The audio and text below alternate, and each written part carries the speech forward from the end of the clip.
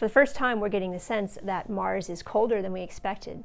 It's maybe 30% colder than we expected, which for a planet, that's a big change. 30% is a big deal in terms of how much colder it is, and that in turn has implications for how deep we expect liquid water to be.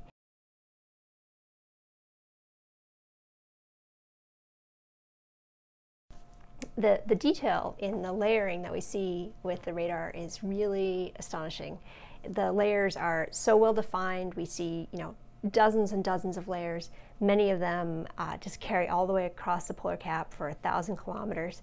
So it's really well beyond our expectations, and just a spectacular image of what's going on inside the polar cap.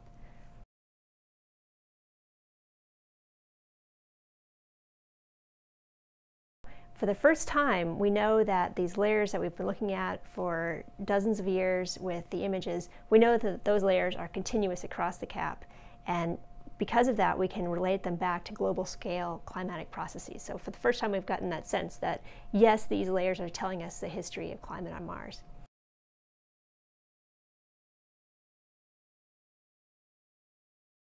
If you have your Mars ball and you see the ice cap here at the top, if this was the Earth, that the outer strong part would be thin enough that it would actually be pressing down and you'd get a bulge.